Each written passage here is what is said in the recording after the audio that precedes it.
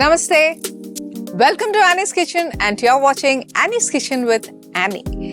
അതെ, ഇന്ന് ഞാൻ ചെയ്യാൻ പോകുന്ന റെസിപ്പി പണ്ടത്തെ പോലെ നമ്മുടെ എന്താ പറയാ ബുക്കൊക്കെ ഒന്ന് തട്ടിക്കുടഞ്ഞെടുത്തേച്ച് അമ്മച്ചിയുടെ റെസിപ്പി ചെയ്തിട്ട് കുറച്ച് ദിവസമായില്ലേ. അപ്പം ഇന്ന് ചെയ്യാൻ പോകുന്നത് ഒരു ചിക്കൻ കുറുമ. അത് ഇപ്രാവശ്യം ഈസ്റ്റർ ഒക്കെ കഴിഞ്ഞപ്പോഴത്തേക്ക് ഞാൻ പെട്ടെന്ന് ആലോചിച്ചു, എന്നാന്ന് വെച്ചാൽ കുഞ്ഞുനാളിലൊക്കെ ഒത്തിരി കഴിച്ചിട്ടുള്ള ഒരു കുറുമയത്. അപ്പം നമുക്ക് ഇതുപോലെ ഒക്കേഷൻസ് വരുമ്പോഴോ അല്ലെങ്കിൽ ഞായറാഴ്ച ദിവസങ്ങളോ ഏറ്റവും കൂടുതൽ എല്ലാ വീടുകളിലും മിക്കപ്പോഴും അപ്പവും സ്റ്റൂവ് അല്ലെങ്കിൽ അപ്പവും കുറുമ ഇതൊക്കെ ഉണ്ടാക്കുന്ന ഞായറാഴ്ച ദിവസമാണ്. ഈവൻ ദോ എന്താ പറയുക ഒരു ഈസ്റ്ററോ ക്രിസ്മസോ അല്ലെങ്കിൽ പോലും നമ്മൾ മിക്ക വീടുകളിലും ചെയ്യുന്നത് ആ ഒരു സമയത്ത്. അപ്പോൾ ആ ദിവസം ട്രൈ ചെയ്യാനും ഏറ്റവും നല്ലതാണ്. കുറുമ രാവിലെ കഴിക്കുന്നവർക്ക് ഇഷ്ടമാണെങ്കിൽ അങ്ങനെ ചെയ്യാം. അതല്ല ഈ പറഞ്ഞ പോലെ വൈകുന്നേരത്തേക്കാണ് ഞാൻ പ്രിഫർ ചെയ്യുന്ന ഈ ഒരു കുറുമ എപ്പോഴും വൈകിട്ട് കഴിക്കാനാണ് കുറച്ചുകൂടെ ടേസ്റ്റ്. രാവിലെ കഴിക്കുന്നവർ തെറ്റൊന്നുമില്ല, ഞാൻ പറഞ്ഞു എന്നേ ഉള്ളൂ. അപ്പോൾ എന്നാന്ന് വെച്ചാൽ ആ ഒരു ഈ കഴിഞ്ഞ ഈസ്റ്ററിന് ഞാൻ എൻ്റെ ആൻറ്റിമാരെ വീട്ടിൽ ഉണ്ടാക്കിയത് ഈ ഒരു കുറുമയാണ്. അപ്പോൾ അത് കഴിച്ചപ്പോഴത്തേക്ക് ഞങ്ങൾ അമ്മച്ചിയുടെ കാര്യങ്ങളൊക്കെ ഒത്തിരി പറയുമായിരുന്നു. ആ ബുക്ക് ഞാൻ അന്നേരം ഒന്നുകൂടെ ഒന്ന് നോക്കിയപ്പോൾ അമ്മച്ചിയുടെ കുറുമ അമ്മച്ചി എഴുതി വെച്ചതുണ്ടോ എന്ന് നോക്കി. അപ്പോൾ യെസ്, അപ്പോൾ ആ സെയിം റെസിപ്പിയാണ് ഞാൻ ഇന്ന് എൻ്റെ പ്രേക്ഷകർക്ക് തരാൻ പോകുന്നത്. ഇതൊക്കെ പണ്ട് അമ്മച്ചി അടുപ്പി വെച്ചുള്ള ടേസ്റ്റാണ്, പക്ഷെ ഇപ്പം നമ്മൾ ഗ്യാസിലാണ് ചെയ്യുന്നത്. എന്നാലും വേണ്ടുകയില്ല, അതിനുള്ള ടേസ്റ്റിനൊന്നും ഒരു കുറവും ഉണ്ടാവുകയില്ല. എന്നാൽ ഇൻഗ്രീഡിയൻസ് എന്നതാണ് നമ്മുടെ വീട്ടിലുള്ള കാര്യങ്ങളേ ഉള്ളൂ, പുതുമകളൊന്നുമില്ല, മാറ്റങ്ങളില്ല, ഒന്നുമില്ല. ഒരു ഇൻഗ്രീഡിയൻറ്റ് പോലും ഞാൻ മാറ്റിയിട്ടില്ല. അതെന്നാ ചെയ്യുന്നതെന്നുള്ളത് നോക്കാം, എന്തൊക്കെ ആവശ്യങ്ങളെന്നും നോക്കാം. ഫസ്റ്റ് നമുക്ക് വേണ്ടിയത് കുറച്ച് മല്ലിപ്പൊടി, പിന്നെ വേണ്ടിയത് കുറച്ച് മുളക് പൊടി. ഇത് കാശ്മീരി മുളക് പൊടിയാണ്. പിന്നെ ഉള്ളത് പട്ട ഞാൻ എപ്പോഴും പറയും കുറച്ച് കട്ടിയുള്ള കഷ്ണമുണ്ട്, അല്ലാതെ തന്നെ ഇതേപോലെ മെലിഞ്ഞതുകൊണ്ട്. കട്ടിയുള്ളതാണെങ്കിൽ ഒരു ഇച്ചിരി ഇടാവുള്ളൂ, അതിൻ്റെ ഒരു കുത്തൽ കൂടും. പിന്നെ വേണ്ടിയത് ഏലക്കായ, പിന്നെ ഉള്ളത് ഇച്ചിരി ഗ്രാമ്പൂ, ഒരു 5-6 ഗ്രാമ്പൂ, അത്രേ ഉള്ളൂ. ഒരു മുഴുത്ത സവാള അല്ലെങ്കിൽ ഒരു മീഡിയം സൈസ് 2 എണ്ണം, അത് സ്ലൈസ് ചെയ്തരിഞ്ഞതാ. ഇനി വേണ്ടിയത് പച്ചമുളക്, അത് നമ്മുടെ എരിവ് അനുസരിച്ച്. ഒരു ഇത്രയും പോകുന്ന കോഴിക്കാണെങ്കിൽ ഒരു എന്താ പറയാ ഒരു 4-5, അത് എരിവ് അനുസരിച്ചാണ്. ഇനിയിപ്പോൾ നമ്മൾ അങ്ങനെ പറഞ്ഞാൽ പറ്റത്തില്ല. പിന്നെ വേണ്ടിയത് കുറച്ച് ഇഞ്ചി അരിഞ്ഞത്, കുറച്ച് വെളുത്തുള്ളി അരിഞ്ഞത്. ഇഞ്ചിയെക്കാട്ടിലും കുറച്ചുകൂടെ കൂടുതലായിരിക്കണം വെളുത്തുള്ളിയുടെ അളവ്. പിന്നെ ഉള്ളത് ഒരു ഇച്ചിരി തൈര്, അത് പുളിയില്ലാത്ത തൈര് തന്നെ വേണേ. പിന്നെ ഇച്ചിരി ഉപ്പ്, ഇത് കുറച്ച് നാരങ്ങാ നീര, അതൊരു ശകലം മതിയാവും.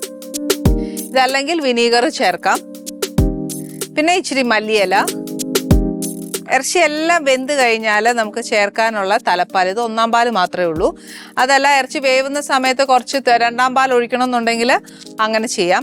ഇത് നമ്മുടെ കുറുമ ഒന്ന് കുറുകാനായിട്ട് 1 സ്പൂൺ കോൺഫ്ലവറോ അല്ലെങ്കിൽ 1 ടീസ്പൂൺ എന്നാ പറയുക മൈദായോ ചേർത്താൽ മതി. ഇവിടെ ഇപ്പം ഞാൻ എടുത്തേക്കുന്നത് മൈദായ. പിന്നെ വേണ്ടിയത് ഇത് ഏകദേശം 1 കിലോളമുള്ള ചിക്കൻ ഉണ്ടാവും.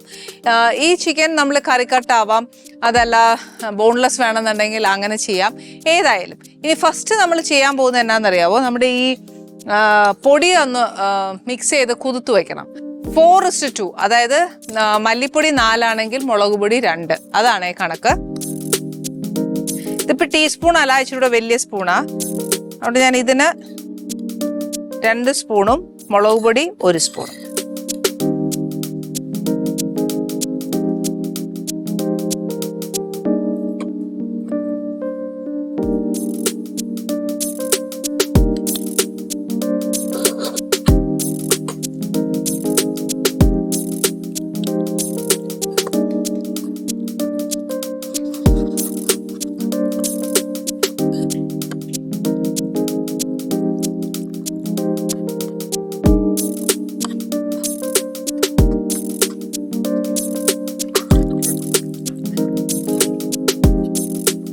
ഈ മിക്സ് ചെയ്ത പൊടി ഇവിടെ ഇരിക്കട്ടെ. ഇനി എന്നാ ചെയ്യാൻ പോകുന്നതെന്ന് വെച്ചാൽ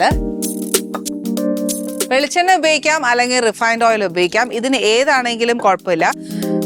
ഞാനിപ്പോൾ ഇവിടെ ഉപയോഗിക്കാൻ പോകുന്ന കുറച്ച് റിഫൈൻഡ് ഓയിലാണ്. തേങ്ങാപ്പാലായതുകൊണ്ട് വെളിച്ചെണ്ണയും നല്ലതാണ്, പക്ഷേ ഇതിനൊരിച്ചിരി ടേസ്റ്റ് ഇതിന് കുറച്ച് കൂടും. അമ്മച്ചി പറഞ്ഞു തന്നിരിക്കുന്ന വെളിച്ചെണ്ണ ആണോ, അതിൽ എണ്ണയെന്നേ എഴുതിയിട്ടുള്ളൂ. അതിനിപ്പോൾ റിഫൈൻഡ് ഓയിൽ ആയിരുന്നോ വെളിച്ചെണ്ണ ആയിരുന്നോ എന്ന് അറിയത്തില്ല.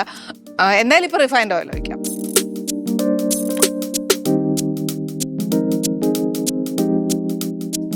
എണ്ണ ഒന്ന് നല്ല ചൂടായതിന് ശേഷം എന്താ ചെയ്യേണ്ടതെന്ന് വെച്ചാൽ ഉള്ളി, പട്ട, ഗ്രാമ്പൂ, ഏലക്ക ഇത് ഇത്ര ഇട്ടേച്ച് ഒരു ഇച്ചിരി ഒന്ന് വറുത്ത് കോരണം.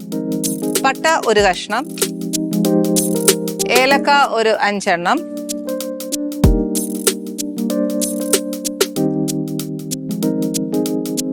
അതേപോലെ ഗ്രാമ്പൂ ഒരു 5 എണ്ണം.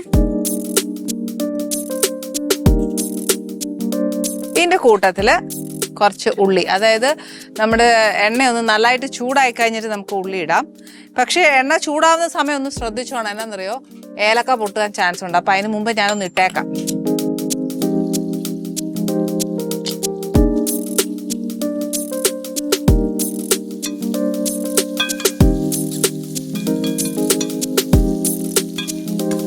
ഇത് ശരിക്കും ഒന്ന് വറുത്ത് കോരണേ, വഴറ്റുകയല്ല ചെയ്യുന്നേ. ഒരു ഒത്തിരി ബ്രൗൺ ആയി പോകാനും പാടില്ല, എന്നാൽ ബ്രൗൺ ആവുകയും വേണം, അത്ര മതി.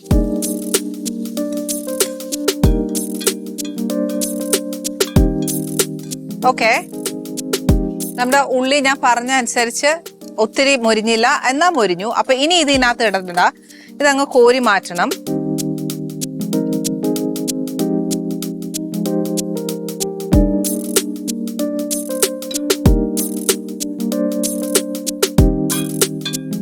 ഓക്കെ, ഇനി നെക്സ്റ്റ് തീ ഒന്ന് കുറച്ച് വെച്ച് നമുക്ക് ബാക്കി ഇഞ്ചി, വെളുത്തുള്ളി, പച്ചമുളക് എല്ലാം ഇതിനകത്തോട്ട് ഇടണം. ദാറ്റ് ഈസ് പച്ചമുളക് ഞാൻ പറഞ്ഞ പോലെ ആദ്യം ഞാൻ ഇഞ്ചി ഇടാം, പച്ചമുളക് പൊട്ടിത്തെറിക്കും. ഒരു 3/4 അത്രയും ഇറച്ചിയുള്ളതല്ലേ, അപ്പൊ ഒരു 1.5 ടീസ്പൂൺ ഇഞ്ചിയും ഒരു 1.5 ടീസ്പൂൺ വെളുത്തുള്ളി.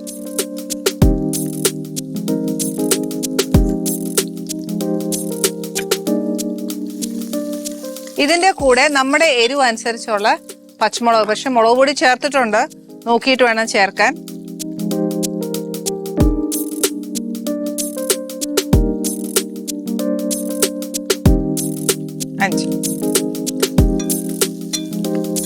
ഇതൊന്ന് മൂത്ത് കഴിഞ്ഞാല് നമുക്കൊരു ഇറച്ചിയും എന്താ പറയാ, അതിന് മുമ്പ് കലക്കി വെച്ച് നമ്മൾ നേരത്തെ കുതിർത്ത് വെച്ചില്ലായിരുന്നോ പൊടി, അത് ഇതിനകത്തോട്ട് ചേർക്കണം.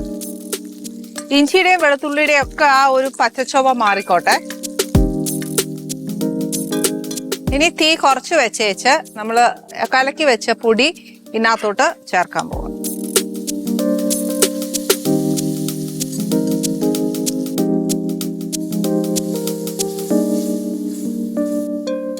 ഈ പൊടി ഒന്ന് മൂക്കണം, അതായത് എപ്പോഴും നമ്മൾ ചെയ്യുന്ന പോലെ ആ എണ്ണ ഒന്ന് തെളിഞ്ഞു വരണം.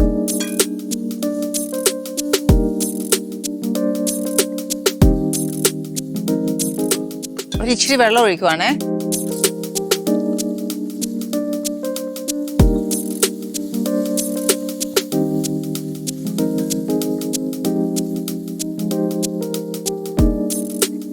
ഇതിന്റെ എണ്ണയൊക്കെ നല്ലതായിട്ട് തെളിഞ്ഞു. ഇനി ഞാൻ ചെയ്യാൻ പോകുന്നത് എന്നാന്ന് വെച്ചാല് നമ്മുടെ തൈര് കുറച്ച് ചേർക്കണം.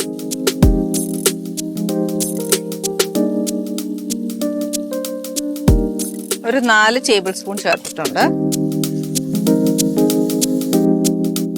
ഇനി ഈ തൈരിന്റെ വെള്ളമെല്ലാം പറ്റിയേച്ച് നമ്മുടെ എണ്ണ വീണ്ടും രണ്ടാമത് തെളിയണം. ഈ കംപ്ലീറ്റ് എണ്ണ ഒന്ന് തെളിഞ്ഞ് കഴിഞ്ഞതിന് ശേഷം നമുക്ക് ഇറച്ചിയിടാം. ഇറച്ചിയിട്ട് ഉപ്പ് ഇട്ടതിന് ശേഷം ഇറച്ചി കംപ്ലീറ്റ് ആയിട്ടൊന്ന് വേവണം. വെന്തതിന് ശേഷം മാത്രമേ നമുക്ക് തലപ്പാൽ ഒഴിക്കാൻ പറ്റുള്ളൂ. ഈ സമയത്ത് നിങ്ങൾക്ക് കുറച്ച് കറിവേപ്പിലയോ അങ്ങനെ എന്നതേലും ഇടണമെന്നുണ്ടെങ്കിൽ ഇടാം. പക്ഷെ ഇതിനകത്ത് മല്ലിയിലയാണ് ഇടുന്നത്, പക്ഷെ ഞാൻ ഇച്ചിരി കറിവേപ്പിലയും കൂടി ഇടും കേട്ടോ. വേണ്ടേ, നമ്മുടെ ചേർത്ത എണ്ണ എല്ലാം തെളിഞ്ഞു. ഇനി ഞാൻ ഇതിനകത്തോട്ട് നമ്മുടെ ചിക്കൻ ചേർക്കുക.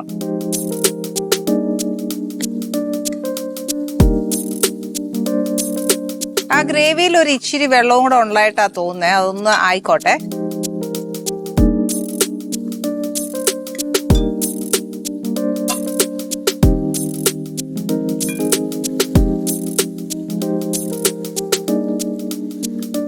ആ മസാല കംപ്ലീറ്റ് ആ ചിക്കനകത്തോട്ട് പുരട്ടിയെടുക്കാം. നേരത്തെ നമ്മൾ വറുത്ത് വെച്ചില്ലേ ഉള്ളി, അതിന്റെ ഒരു ഹാഫ് പോർഷൻ ഇപ്പൊ ചേർക്കുക. അതായത് ആ മസാലയുടെ ഒരു ഫ്ലേവർ ഇതിനകത്തോട്ട് വരണമല്ലോ.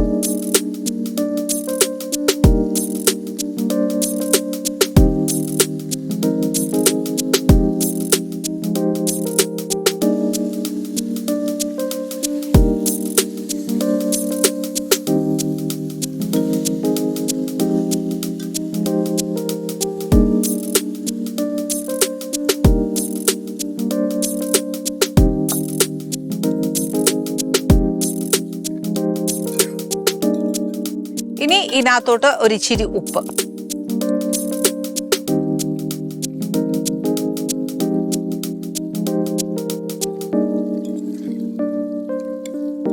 ഇനി ഈ ചിക്കൻ ഒന്നൊരു 3/4 വെന്ത് കഴിയുമ്പോഴത്തേക്ക് ഞാൻ ഈ ബാക്കി വറുത്ത് വെച്ച ഉള്ളിയും കൂടെ ചേർക്കും.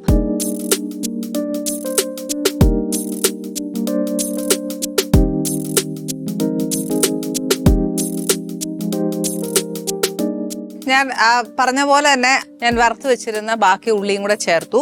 ഇനി ചേർക്കാനുള്ളത് ഈ പറഞ്ഞ പോലെ തേങ്ങാപ്പാൽ മാത്രമേ ഉള്ളൂ. ആ തേങ്ങാപ്പാലും കുറച്ച് മല്ലിയിലയും, അതല്ലാതെ വേറെ ഒന്നുമില്ല. മൈദ എപ്പോഴാണ് ചേർക്കേണ്ടതെന്ന് വെച്ചാൽ ഇതിപ്പോൾ ഒരു ഹാഫ് വേവല്ലേ വെന്തിട്ടുള്ളൂ. അപ്പോൾ ഫുൾ വെന്ത് നമുക്ക് എത്രയാ ചാറ് വേണ്ടതെന്ന് വെച്ചാൽ ആ ചാറാവുമ്പോഴത്തേക്ക് മാത്രമേ നമ്മൾ ബാക്കി തേങ്ങാപ്പാലിൽ കുറച്ച് മൈദയോ അല്ലെങ്കിൽ കോൺഫ്ലവറോ ഇട്ടേച്ച് കുറുക്കി ഏത് പരുവത്തിനാണ് വേണ്ടതെന്ന് വെച്ചാൽ എടുക്കത്തുള്ളൂ. അപ്പോൾ ഇപ്പം ഞാൻ ചെയ്യാൻ പോകുന്നത് എന്നാന്ന് വെച്ചാൽ ഞാൻ തേങ്ങാപ്പാൽ ഒഴിക്കുന്ന കാര്യം പറഞ്ഞു തന്നില്ല. അതുകൊണ്ട് ഒരു ഹാഫ് തേങ്ങാപ്പാൽ ഞാൻ ഇപ്പം, അതായത് കോഴി ഇപ്പോൾ ഒരു 3/4 വെന്തിട്ടുണ്ട്, ഇനി ഒരു ബാക്കിയും കൂടെ വേവാനുണ്ട്. അതും കൂടെ കഴിഞ്ഞേച്ചേ ഞാൻ നമ്മുടെ മൈദ ചേർക്കത്തുള്ളൂ.